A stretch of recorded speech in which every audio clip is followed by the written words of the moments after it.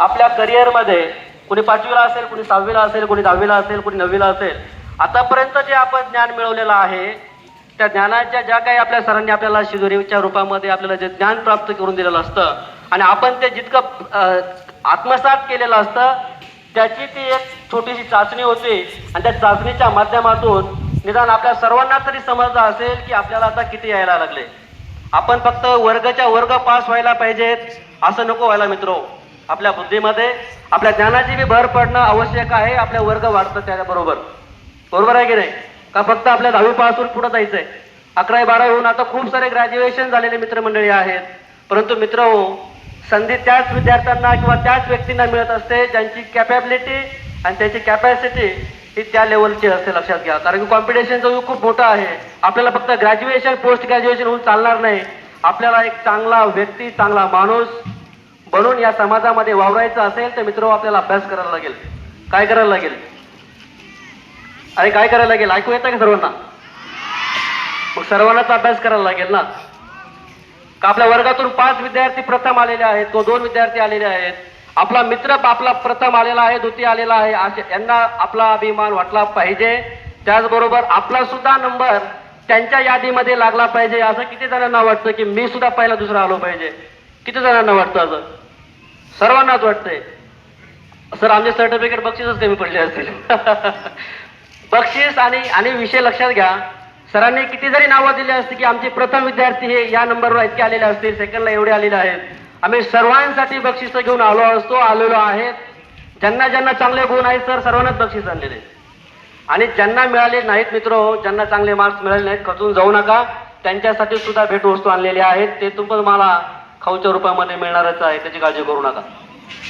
परंतु लक्षात घ्या, मला वाटतं इथं जवळपास 90% विद्यार्थी असे असतील जे शेतकरी कुटुंबातील असतील. बरोबर? कुणाकुणाचे आहेत? सर्वांचेच आहेत. सर्वांचेच आहेत. बरोबर मित्र. मग आपल्याला तर खूप अभ्यास करायला लागेल ना. करायला लागेल की नाही करायला लागेल? आपलं गाव छोटं आहे, त्याच तुलनेनं जर बघायला गेलं तर आपल्याला खूप मोठं व्हायचं असेल तर मित्र शाळेचं नाव वाचलं असेल आपण. दोन्ही शाळेंचे नावे बघा किती छान नावे आहेत. आदर्श विद्यालय आणि लक्ष्मेश्वर विद्यालय. खूप छान नावं आहेत. आणि आपल्याला त्या नावाला साजेसं काम करायचं असेल तर मित्र आपल्याला काय करायला लागेल? अभ्यास करायला लागेल. नुसता अभ्यास करायचा म्हणजे नेमकं काय करायचं मित्र? मेहनत करावी लागेल. लक्षात घ्या. मी तुम्हाला एक 2-3 गोष्ट सांगणार आहे, जास्त तुमचा वेळ घेणार नाही. ज्या गोष्टी मी सांगणार आहे ते फक्त त्या विद्यार्थ्यांसाठी आहेत ज्यांना आयुष्यामध्ये मोठं व्हायचं आहे, ज्यांना आपल्या आईवडिलांचं नाव कमवायचं आहे, ज्यांना आपल्या शाळेचं नाव कमवायचं आहे, ज्यांना आपल्या शिक्षकांचं नाव कमवायचं आहे, ज्यांना आपलं स्वतःचं नाव कमवायचं आहे, ज्यांना आपल्या तालुक्याचं जिल्ह्याचंच नव्हे आपल्या महाराष्ट्राचं आणि देशामध्ये नाव कमवायचं आहे, त्या विद्यार्थ्यांसाठी 2-3 शब्द असतील. शांतपणे व्यवस्थितपणे ऐकून घ्या. व्हायचंय ना मोठं सर्वांनाच? ऐकणार का? 2-3 गोष्टी सांगणार आहे. नुसतं ऐकून चालणार नाही. या गोष्टी आत्मसात करायच्यात मित्र. जर मोठं व्हायचं असेल तर करणार का? कोण कोण करणार या गोष्टीला आत्मसात? आज ताकद जास्त आलेली सर. आज सगळ्यांमध्ये ताकद अशी एनर्जी पूर्ण भरलेली आहे मित्र.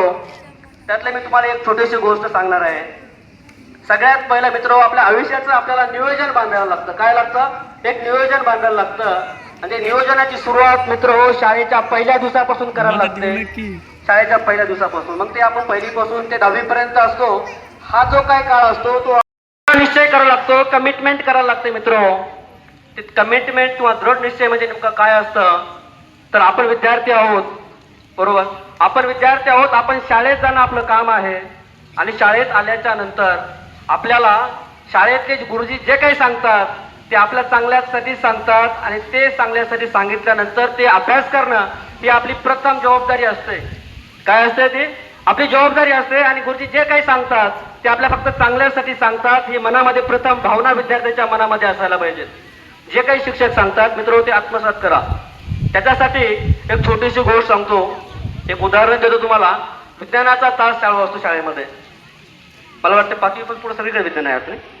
5वी ते 10वी पहिलीला पण आलेलं. तर मित्र लक्षात घ्या, विज्ञानाचा क्लास चालू असतो आणि गुरुजी सांगतात विद्यार्थ्यांना, मित्र साईडला एक नदी आहे आणि त्या नदीमध्ये पाणी आहे. पाणी दुर्ड्या किती जणांना समजतात? दुर्ड्या समजतात का? आपली आई भाकरी टाकते दुर्डीमध्ये. तर गुरुजी काय करतात, असे 10-15 विद्यार्थी असतात. त्या विद्यार्थ्यांना काय सांगतात, या दुर्ड्या घ्या, दुर्ड्या घ्या आणि साईडला आपल्या तिथं नदी आहे, त्या नदीमध्ये जाऊन त्या दुर्डीमध्ये पाणी भरून आणायचंय. काय भरून आणायचंय? पाणी भरून आणायचं दुर्डीमध्ये. बसतं का दुर्डीमध्ये पाणी? मला बी असंच वाटलं होतं सर. दुर्डीमध्ये पाणी बसत नसतं, हे आपला गैरसमज आहे मित्रो. मग ते विद्यार्थी आपल्यासारखेच असतात, बसत नाही पाणी. मग सरांनी आपल्याला फसवलंय. तर तरी पण काही विद्यार्थी काय म्हणतात, चला बघू आता, आपल्याला असा पण 1 तास काढायचाच असतो, बरोबर आहे की नाही? मग ते विद्यार्थी नदीवर जातात, नदीवरती जातात, सर्व विद्यार्थी जातात, थोड्या वेळ आपला टाइमपास केल्यासारखं करतात. काही जणांना वाटतं दुर्डीत काही पाणी बसणं झालंय, मग आता पुढं काय करायचं? काही विद्यार्थी 1-2 तास बघतात, खेळतात आणि कालांतराने एक 10 वाजता जर विद्यार्थी पाठवलेले असतील तर 11, 11:30, 12 वाजेपर्यंत जवळपास सर्व विद्यार्थी वापस यायला लागतात. आणि मग शिक्षक आपल्या शाळेच्या झाडाखाली तर समोर बसलेले असतात. मग प्रत्येकाला बघत असतात की 15 विद्यार्थी सरांनी पाठवलेले असतात. मित्र, होतं असं की 14 विद्यार्थी सरांना दिसतात वापस आलेले. सर म्हणतात, अरे जाताना 15 जण गेलो होतो, एक कुठं राहिलं रे? त्यातले आपल्यासारखे दोघं जण असतात. ते म्हणतात की सर काय झालं असेल, तो घरी गेला असेल निघून. कोणी म्हणलं नाही सर, त्या पोट दुखू लागतं, ते मला म्हणलं की मी येणारच नाही, म्हणून ते इकडेच गेलं, ते गेलंच नाही, नदीपर्यंत पोहोचलंच नाही ते. तर मित्र, असंच बोलत बोलत बोलत पुढील 2-3 तास जातात. शाळा सुटायच्या अगोदर एक साधारणतः अर्धा-पाऊण तास बाकी असतो. त्यावेळेस गुरुजी असे झाडाखाली बसलेले असतात शाळेसमोर. तर बघितलं जातं तर नदीकडनं एक मुलगा अक्षरशः डोक्यावरती दुर्डीमध्ये पाणी घेऊन येत असतो. गुरुजी सगळ्यांना सांगतात की बघा रे, तो एक विद्यार्थी आहे, तो दुर्डीमध्ये पाणी आणतोय. परत आपल्यासारखे काही 2 विद्यार्थी म्हणतात, नाही सर, त्याच्यामध्ये मेनकापड टाकला असेल त्यांना, अजून नाही येऊ शकत पाणी. मग थोड्या वेळानंतर तो विद्यार्थी सरांकडे येतो. तर बघितलेलं असतं तर त्या दुर्डीमध्ये अक्षरशः खरंच पाणी भरलेलं असतं. तुम्ही म्हणाल कसं काय? तुम्ही म्हणाल कसं काय? प्रश्न मला बी पडला होता की दुर्डीमध्ये पाणी कसं काय बसू शकतं, असं शक्य आहे का? दुर्डीला बारीक बारीक गोळा असतात, बरोबर का? तर मित्र, आपल्या विज्ञानामध्ये एक नेसेंट ऑक्सिजन नावाचा एक घटक असतो, पाण्यामध्ये असतो. तो आपला पाण्यामध्ये नेसेंट ऑक्सिजन नावाचा एक घटक असतो. आणि ते घटक त्या दुर्डीचे जे काही होल असतात, त्या दुर्डीला पाण्यात बुडवणे, वर काढणे, बुडवणे, वर काढणे, ही प्रक्रिया हजारो वेळा करायला लागते. हजारो वेळा प्रक्रिया पूर्ण केल्यानंतर त्या नेसेंट ऑक्सिजनच्या साहाय्याने ते जे काही दुर्डी असते, दुर्डी थोडीशी स्वेल होते, फुगते. आणि फुगल्यामुळं ती दुर्डीची सगळी बोळं काय होतात, ती सगळी बोळं ती बोळं घुसून जातात आणि त्या दुर्डीमध्ये पूर्णच्या पूर्ण पाणी भरलेलं असतं. काय असतं? पूर्ण पाणी भरलेलं असतं. त्याचं कारण असतं पाण्यामध्ये नेसेंट ऑक्सिजन नावाचा एक घटक असतो. पण मित्र, तो ऍक्टिव्ह होण्यासाठी त्याच्यासाठी त्या माणसाला किंवा त्या विद्यार्थ्याला हजारो नाही लाखो वेळा ती दोडी खालीवर करावी लागली असेल. आणि त्याच्यानंतर त्या दोडीमध्ये पाणी बसलं होतं. तर मला मित्र सांगायचं या गोष्टीतून एवढंच की त्या विद्यार्थ्याचा त्या शिक्षकाप्रती असलेला जो काही आपला विश्वास असेल, तो जो विश्वास होता, तो विश्वास इतका मजबूत होता. आणि त्या विश्वासाच्या बळावर तो विद्यार्थी खूप मोठ्या पदापर्यंत पोहोचला. मित्र, मोठी माणसं उगाच होत नसतात मोठी. तर मित्र, तुम्हाला माहिती आहे तो विद्यार्थी कोण होता? कुणाला माहिती आहे तो कोण होता विद्यार्थी? तो मित्र, तो विद्यार्थी होते भारतरत्न डॉक्टर APJ अब्दुल कलाम साहेब. तर हा एक असा विद्यार्थी ज्याचं शिक्षकांप्रती अपार श्रद्धा होती, अपार विश्वास होता. त्यामुळे लक्षात घ्या, मोठं व्हायचं असेल तर शिक्षकांवरती, आपल्या गुरुवरती विश्वास ठेवा आणि जे सांगतात ते आत्मसात करायला शिका, जर आपल्याला मोठं व्हायचं असेल तर. मी परत आपल्या पहिल्या गोष्टीकडे येतो. मी सांगत होतो आपल्याला मोठं व्हायचं असेल तर दृढ निश्चय करायला लागतो. काय करायला लागतो? दृढ निश्चय करायला लागतो. जसं विद्यार्थ्यांना आपला एक निश्चय होता की आपल्याला सरांनी सांगितलंय की आपल्या जोडीमध्ये पाणी आणायचंय. त्यांना जीवाला आपल्याला जेवढं काय होईल नेहमीच्या देठापासून प्रयत्न केले मित्र, तो यशस्वी झाला. त्यासाठी काय लागते तर दृढ निश्चय करायला लागतो आपल्या आयुष्यामध्ये. तसं विद्यार्थ्यांनी काय करायला पाहिजे? शाळेतून घरातून आपल्याला शाळेत येण्यासाठी आपल्याला पाठवतात वडील, आई पाठवते, वडील पाठवतात, शिक्षक आपल्याला अभ्यास केला नाही म्हणून विचारतात. अशा प्रकारचा अभ्यास आपल्याला करायचा नाहीये. आणि अशा प्रकारचा अभ्यास जे विद्यार्थी करतात मित्र, खूप सारे मोठे होतात असं मला तरी वाटत नाही. मग अभ्यास कसा करायला लागतो तर हे अभ्यास हा करण्यासाठी आपल्याला तो अभ्यास आपली जबाबदारी आपली रेस्पॉन्सिबिलिटी म्हणून करायला लागतो. मला कोणी बघणारा कोणीच नाहीये, ह्या भावनेने अभ्यास करायला लागतो. मला विचारणारा कोणीच नाही, ती माझी जबाबदारी आहे. मला मोठं व्हायचं आहे, मला अभ्यास करायचा आहे, माझ्या शिक्षकांचं नाव मोठं करायचं आहे, माझ्या आईवडिलांचं मोठं करायचं आहे, मला मोठं व्हायचं आहे. ही जबाबदारी स्वतः ज्यावेळेस स्वीकारतो माणूस, मित्र, जो माणूस मग ही जबाबदारी स्वीकारतो त्या माणसाला त्याच्या आयुष्यामध्ये मोठं होण्यापासून कोणीच वाचवू शकत नाही. ही झाली पहिली गोष्ट. ती काय झाली? दृढ निश्चय, कमिटमेंट म्हणतो आपण त्याला. एकदा का दृढ निश्चय केला मित्र, दृढ निश्चय केल्यानंतर बाकीच्या गोष्टी खूप सोप्या व्हायला लागतात. ठरवलं आपण आता की मला अभ्यास करायचा आहे, मला मोठं व्हायचं आहे आणि मला ह्या मार्गाला जाण्यासाठी अडथळे भरपूर येणार आहेत, पण ते सर्व अडथळे मी माझ्या हिमतीवर कष्टाच्या जोरावर पार करेल. ठरवलं, सगळ्यांनी ठरवलं आपल्याला दृढ निश्चय करायचा आहे. कुणा ठरवलं दृढ निश्चय करायचा आहे, मला अभ्यास करून मोठं व्हायचंय?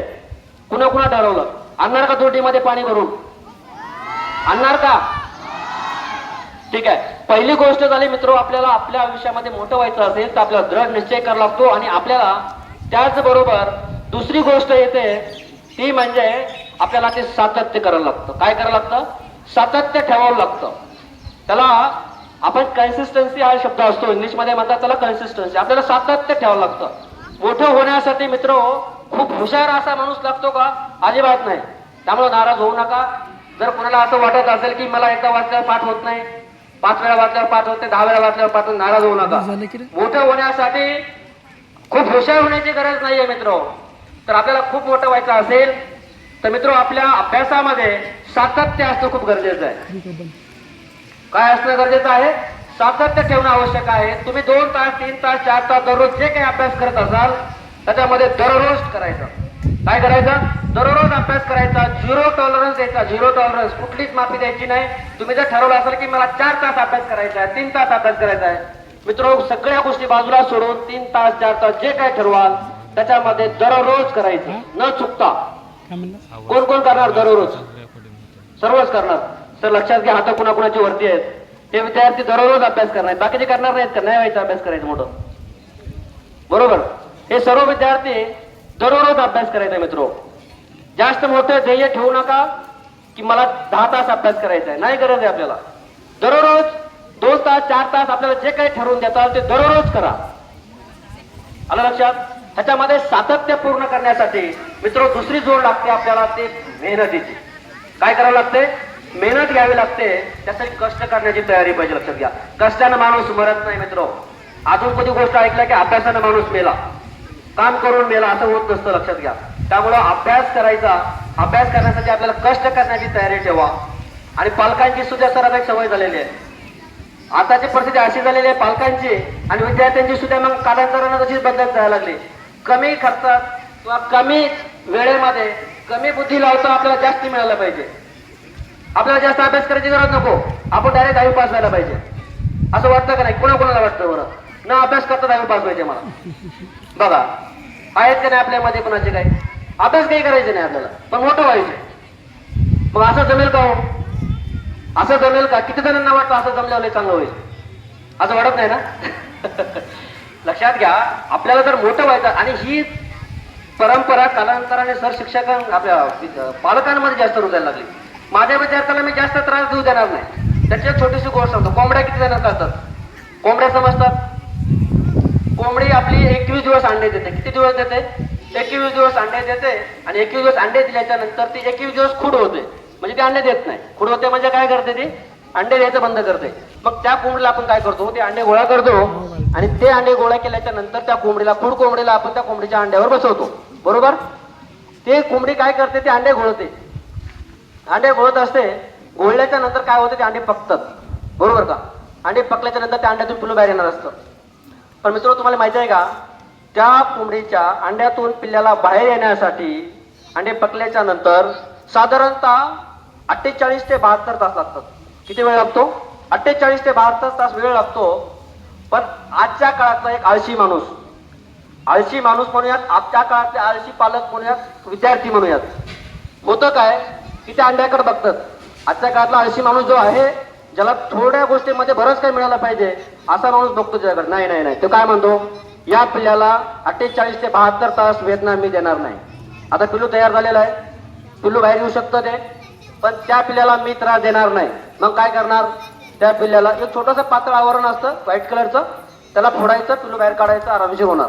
मग तो काय म्हणतो, मी ह्या पिल्ल्याला जास्त त्रास होऊ देणार नाही. मग तो काय करतो, जर टुच टुच त्याला मारून टोचा मारतो आणि तो पिल्लू बाहेर अंड्यातनं बाहेर काढतो. पिल्लू बाहेर काढल्याच्या नंतर ते पिल्लू बाहेर येतं, ते पिल्लू चालायला लागतं. मित्र तुम्हाला पुढं काय होतं याचं माहिती आहे का, 2 ते 3 तासामध्ये पिल्लू मरतं. जर ते 2 ते 3 तासानंतर ते पिल्लू काय होतं, मरण पावतं. त्याचं कारण असं असतं, कारण त्या पिल्ल्याला बाहेरच्या वातावरणामध्ये जगण्यासाठी मित्र आणि त्या अंड्याच्या आतमधलं वातावरण आणि अंड्याच्या बाहेरचं वातावरण या दोघांशी त्याला सांगड घालण्यासाठी त्याला 48 ते 72 तास त्या अंड्यामधून त्या अंड्याच्या कवराला टोचा माराव्याच लागतात. आणि तितक्या टोचा मारल्याशिवाय त्याचं शरीर मित्र तिथपर्यंत मजबूत होत नाही की बाहेरच्या आवरणामध्ये, बाहेरच्या वातावरणामध्ये तो टिकला पाहिजे. लक्षात घ्या, तेवढ्या बाहेरच्या वातावरणामध्ये टिकण्यासाठी त्या पिल्ल्याला त्या अंड्याच्या बाहेर येण्यासाठी 48 ते 72 घंटे त्या टोचा माराव्याच लागतात, पर्यायच नाही जर जगायचं असेल तर. त्याच प्रकारे आपल्याला जर ह्या समाजामध्ये येणाऱ्या कॉम्पिटिशनच्या जगामध्ये टिकायचं जर असेल तर मित्र आपल्याला अभ्यासच करावा लागेल, कष्टाला पर्याय नाही. मोठं व्हायचं असेल, आपल्याला मोठं व्हायचं असेल तर कष्ट करण्याची तयारी पाहिजे. त्याच्यामध्ये दृढ निश्चय करता आला पाहिजे. काय करता आला पाहिजे, दृढ निश्चय करता आला पाहिजे. किती संख्या आहे हे आपल्याला गरज नाहीये. आपल्याला फक्त एक जागा मिळवायच्या मोठ्या पोस्टमध्ये, आपल्याला बाकीच्या किती जागा आहेत याची गरज नाहीये. आपल्याला दृढ निश्चय करायचा, आपल्याला मोठं व्हायचंय. त्याच्यामध्ये दृढ निश्चय केल्यानंतर आपल्याला काय करायचंय, त्याच्यामध्ये सातत्य ठेवायचंय. मला अभ्यास करायचा आहे तर मी हे 2-4 तास जे काय ठरवेल मी दररोज करेल. अलग लक्षात, मी ते अभ्यास दररोज करेल. आणि अभ्यास दररोज केल्याच्या नंतर मित्र पुढं काय होतं माहितीये का, सगळ्यात महत्वाची गोष्ट अभ्यास दररोज केल्याच्या नंतर आपल्या मनामध्ये म्हणजे ऑटोमॅटिकच कॉन्फिडन्स हा एक जागा होतो. तुम्हाला जर एक बेचा पाडा किती जणांना येतो, बेचा पाडा किती जणांना येतो, सर्वांनाच येतो बरोबर. 29चा पाडा किती जणांना येतो, बघा फरक एवढा असतो. बेचा पाडा सर्वांनाच येतो, 29चा पाडा काही लोकांना येतो. त्याचं कारण तुम्हाला माहिती आहे कशासाठी येत नाही, कारण की बेचा पाडा आपण पाडे पाठ करायचं म्हणलं की सुरुवातच बेच्या पाड्या होते आपली, होते का नाही. मग होतं काय लक्षात घ्या, बेचा पाडा आपण वाचत असताना तो कमीत कमी ज्यावेळेस पाडे पाठ करायला सुरुवात करतो त्यावेळेस पहिला पाडा बेचाच येतो. त्यामुळे आपल्याला अवघड जातो का तो, असं म्हणायचं का मग 29चा पाडा अवघड असतो, नाहीये मित्र. कारण की 29च्या पाड्यापर्यंत आपण एकदा बी गेलो नसतो, त्यामुळे ते अवघड वाटायला लागतं. त्यामुळे लक्षात घ्या, आपल्याला काय करायचं असतं, प्रत्येक गोष्ट जे येत नाहीये पहिल्यांदा अवघड वाटेल, दुसऱ्यांदा अवघड वाटेल, तुम्ही ती गोष्ट परत जर 5-10 वाचला तर ती गोष्ट तुम्हाला ऑटोमॅटिक सोपी व्हायला लागते. आलं लक्षात. त्यामुळे लक्षात घ्या, ती गोष्ट सोपी व्हायला लागली, तुम्हाला पाठ व्हायला लागली की तुमच्या मनामध्ये ऑटोमॅटिक कॉन्फिडन्स हा जागा होतो. आणि मित्र एकदा का कॉन्फिडन्स जागा झाला तुम्ही कुठल्या शक्तीसमोर हरवू शकत नाही. लक्षात घ्या, तुम्हाला कोणी हरवणार वाचू बी शकत नाही. लक्षात घ्या, कोणीच तुम्हाला मोठं होण्यापासून रोखू शकणार नाही. आणि ह्या गोष्टी मित्र, या तीन गोष्टी इतक्या लक्षात ठेवा. एक, आपल्याला कमिटमेंट करायला लागते आयुष्यामध्ये मोठं होण्यासाठी, आपल्याला दृढ निश्चय करायला लागतो. दुसरी गोष्ट, आपल्याला सातत्य करायला लागतं, दररोज करायला लागतं, त्याला आपण म्हणतो कन्सिस्टंट करायला लागतं. आणि तिसरी गोष्ट म्हणजे मित्र, सातत्याने अभ्यास केल्यानंतर होतं काय, ऑटोमॅटिक आपल्या आयुष्यामध्ये आपल्या मनामध्ये कॉन्फिडन्स जागा होतो. आणि कॉन्फिडन्स जागा झाल्याच्या नंतर आपल्याला कुठलीच गोष्ट अवघड वाटायला लागत नाही, कुठलीच गोष्ट. आणि मित्र ऑटोमॅटिक मग तो विद्यार्थी आयुष्यामध्ये मोठा होत जातो. आणि मोठं झाल्याच्या नंतर लक्षात घ्या, मोठं झाल्याच्या नंतर सगळ्यात महत्वाची पुढे दुनियादारी चालू होते. आपण ज्या भागातून ज्या ठिकाणाहून आपण आलेलो आहोत तर त्या भागासाठी आपलं काही दायित्व बनतं मित्र. मोठी झाल्यानंतर बरेच माणसं मोठी होतात पण मागं ठेवून कोणी भरत नाही. त्यामुळे आपल्याला मोठं झाल्यानंतर आपल्याला आपल्या गावाकडे लक्ष द्यायचं आहे. किती जण देणार मोठं झाल्यानंतर, कोणाला वाटतं की मी सुद्धा गावाकडे लक्ष देईल, मी माझ्या घराकडे लक्ष देईल. आता किती जणांना वाटतं मी मोठं होईल. आज सगळ्यांनाच वाढायला लागले, आम्हाला वाटत होतं असं आम्हाला वाटत होतं. आणि याच्यामुळे लक्षात घ्या मित्र, आयुष्यामध्ये पुढे मोठं होण्यासाठी आपल्याला या तीन गोष्टीची गरज आहे. आणि इथून पुढं घेतलेल्या परीक्षेमध्ये जे काही मार्क्स आपण मिळवलेले आहेत, नाराज होऊन जाऊ नका. चांगले मार्क्स मिळाल्यानंतर मी अभिनंदन करेल. ज्यांना मार्क्स थोडेफार कमी आहेत त्यांनी खचून जाऊ नका, पुन्हा नव्यानं तयारीला लागा. शिक्षकांना मी एक विनंती करेल, तर आमची एक विनंती आहे, विद्यार्थ्यांना गणवेश कंपल्सरी करू नका. शिक्षण कंपल्सरी करा, गणवेश कंपल्सरी करू नका. कारण असं आहे की शिक्षण टिकणार आहे, गणवेश फाटणार आहे, लक्षात घ्या. संजीवनी फाउंडेशनच्या मार्फत आमची एवढीच विनंती दोन्ही मुख्याध्यापक साहेबांना असेल, विद्यार्थ्यांना शिक्षण कंपल्सरी करा. दररोज मी तर असं म्हणेल, आठवड्यातून एक वेळेस तरी त्यांची MCQ टाईपमध्ये एक्झाम झाली पाहिजे. तर आपली ती जबाबदारी आहे. आपले विद्यार्थी मोठे झाले पाहिजेत, शाळेचं नाव मोठं झालं पाहिजे. विद्यार्थ्याची जबाबदारी आहे, शिक्षक जे सांगतात ते ऐकलं पाहिजे आणि ती गोष्ट सातत्याने केली पाहिजे. एवढी गोष्ट तुम्ही लक्षात ठेवा. आपल्या शाळेचं नाव, आपल्या शिक्षकांचं, आईवडिलांचं नाव मोठं होईल. मित्र, मोठं झाल्यानंतर फक्त दोनच माणसाला चांगलं वाटतं लक्षात आयुष्यामध्ये. त्यामध्ये पहिला माणूस आहे ते म्हणजे आपले आई वडील आणि दुसरा माणूस म्हणजे आपला शिक्षक असतो. निस्वार्थ माणूस आहे, लक्षात घ्या शिक्षक. त्यामुळे मोठं झाल्याच्या नंतर ह्या दोन व्यक्तींना कधी विसरू नका. विसरणार का? आदर्श विद्यालयात आणि लक्ष्मीश्वर विद्यालयातून गेलेले विद्यार्थी परत येणार का? सरांना भेटायला येणार का? अरे नाही बी म्हणताय काही जण. येणार का नाही येणार? मित्र, जिथं तुम्ही कुठं भेटाल शिक्षकांना, सर मी डॉक्टर आहे, मी इंजिनियर आहे, DYSP SP झालेलो आहे, आपल्या शिक्षकांची मान वरी उचलून आलेली शिवाय राहत नाही मित्र. त्यामुळे आयुष्यामध्ये खूप मोठे व्हा, खूप गुणवंत व्हा, शाळेची नावं मोठे करा. मित्र, एवढंच बोलण्यासाठी संजीवनी फाउंडेशन आपल्याकडे आलेलं आहे. या कार्यक्रमासाठी गुणवंत विद्यार्थ्यांचा आता सत्कार होणार आहे. जे आपल्या शाळेतील गरजू विद्यार्थी आहेत त्या विद्यार्थ्यांना शालेय साहित्याचं वाटप होणार आहे आणि आपल्याला सुद्धा मित्र खचून जाऊ नका, आपल्याला सुद्धा खाऊ मिळणार आहे. ठीक आहे. तर मित्र, एवढं बोलून मी माझे 2 शब्द संपवतो. तुमच्या पुढील वाटचालीसाठी न्यू संजीवनी फाउंडेशन तर्फे आपल्याला खूप खूप शुभेच्छा. सर पुन्हा बोलवा, आम्ही पुन्हा येऊ. संधी दिली तर मित्र आपलं नातं असंच घट्ट होत राहील. तुम्ही हाक द्या, आम्ही तुम्हाला वचन देतो. थँक्यू, धन्यवाद.